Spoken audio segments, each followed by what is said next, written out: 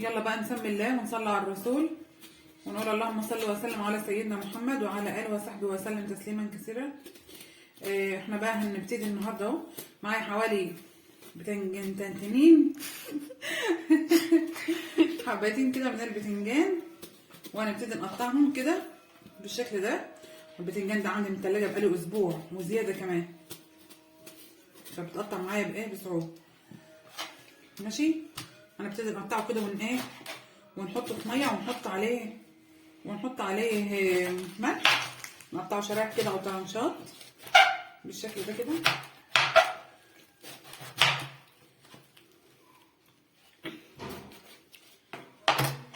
ماشي، نحط عليه بقى الملح. حطينا في الميه اهو، نحط عليه الملح.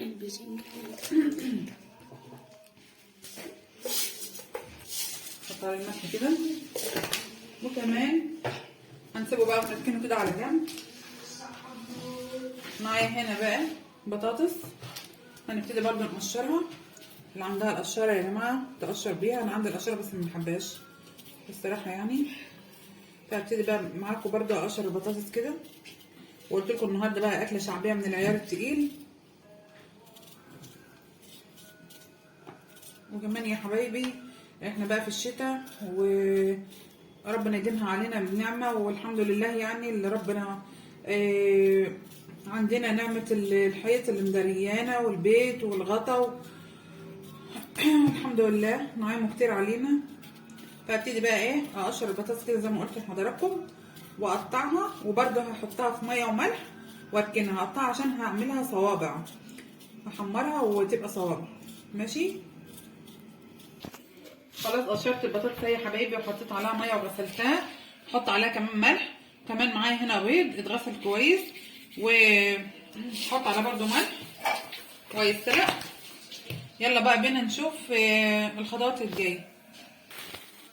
معايا بقى حوالي نص كيلو من الرز، وكمان نص كيلو من العدس.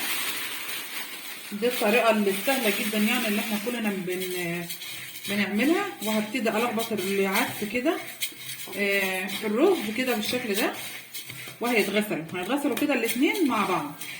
ماشي، تمام.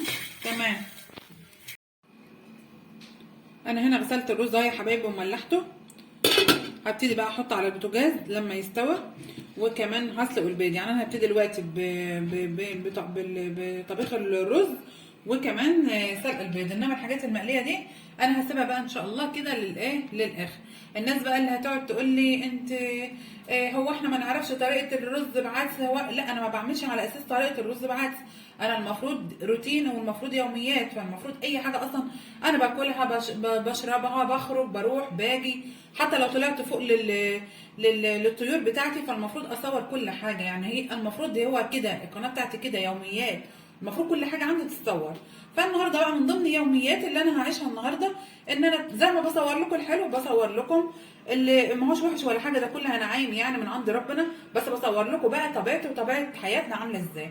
ماشي يا قلبي يا امارات. يلا باي، هنشوف بقيت مقاديرنا ازاي. هبتدي بقى يا امارات اعمل التتبيله اللي هي عباره عن ثوم وفلفل، ولو في فلفل حامي. ماشي، التتبيله بقى هعملها دي خلاص. التتبيله بالشكل ده زي ما قلت لكم ثوم وفلفل اخضر او فلفل حامي وملح بس كده. خلاص يا حبايبي انا ابتديت في القلي. بقلي البتاع دونت البطاطس والبتنجان. وكمان هبتدي هنا بقى اعمل الطماطم كده. والمفروض اعمل دي الاول كده بالشكل ده. نشيلها كده وابتدي بقى اقطعها كده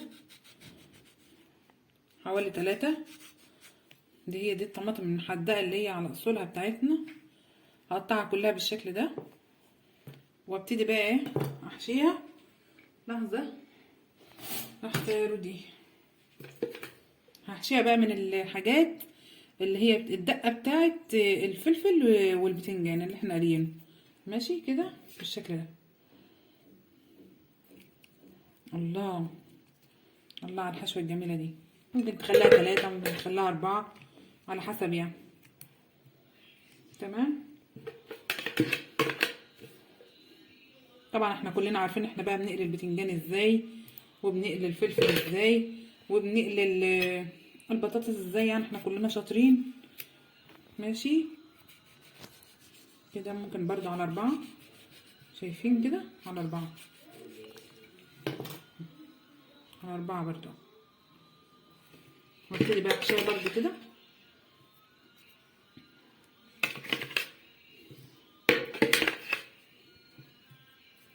ماشي كده تمام. هخلص بقى بقية الكمية وارجع لكم. السلام عليكم ورحمة الله وبركاته. ازيكم حبايب قلبي ومتابعين قناة يوميات زوجة بسيطة. اقول ايه؟ صباح التكتكة، صباح التكتكة. صراحة النهارده الجو فظيع، فوق الفظيع، فوق الفظيع. فاحنا حبينا بقى نحبس النهارده كده باكله ايه بقى؟ من العيار التقيل. اكله كده زي ما بيقولوا عليها كده، اكله شعبيه مصريه اصيله. عارفين يعني ايه شعبيه مصريه اصيله؟ ما علينا. هنعمل ايه بقى النهارده؟ هنعمل الرز بالعدس الاصفر بتاعنا ده اللي انتوا عارفينه، اللي هو الكشري المصري الاصيل. وهنعمل معاه بتنجان مقلي وبطاطس مقليه، اكله عاديه خالص مصريه عاديه عاديه عاديه عاديه. على العموم يعني انا صورت ودلوقتي بوريكم الاكله بتاعتنا شكلها ايه. وما تنسوش بقى في اللايك والشير والسبسكرايب ليوميات زوجة بسيطه. ماشي يلا بقى بينا. احنا عملنا حاجات كده على قدنا كده، هنشوف احنا هنعمل ايه، وهنشوف اليوم بتاعنا النهارده هيكون عامل ازاي. يلا بينا. معانا هنا بقى شايفين ده الرز المصري يا جماعه اللي انا بحكي عنه اهو. يا جماله يا تكاته يا حركاته، شايفين الجمال؟ عارفه فاخر من الاخر. ماشي. ودي بطاطس. ها ايوه ده حته مخلله بقى، ما حدش بقى يقول لي على المخلل. والبتنجان بتاعنا الجميل. انا عملت هنا طماطم مخلله اللي هي كده زي ما انتم شايفين، وعملت هنا ساده كده لان هم ساعات بيحبوها كده ما بيحبوهاش يعني. ماشي. وايه تاني؟ شايفين الجمال؟ شايفين اللزاليز؟ شايفين العسل والتكات وحركات؟ دي عن ابو الدايت. ومفيش دايت ومفيش اي حاجه. دايت ايه بقى؟ انا بضيع يا وديع، بضيع يا وديع، يا وديع. لايك بقى وشير وسبسكرايب ليوميات زوجة بسيطة. وما تنسونيش من دعواتكم الحلوة وتفرحوني كده باكلة الجميلة دي. انا اسفة ان انا بتكلم اساسا وانا باكل، بس انا حبيت ادوق يعني. يا رب تكون الوصفة او الحاجة اللي احنا عاملينها البسيطة عجبت حضراتكم. ما تنسونيش من دعواتكم الحلوة زي ما قلت لكم، ونلتقي ان شاء الله في فيديو جديد. والسلام عليكم ورحمة الله وبركاته.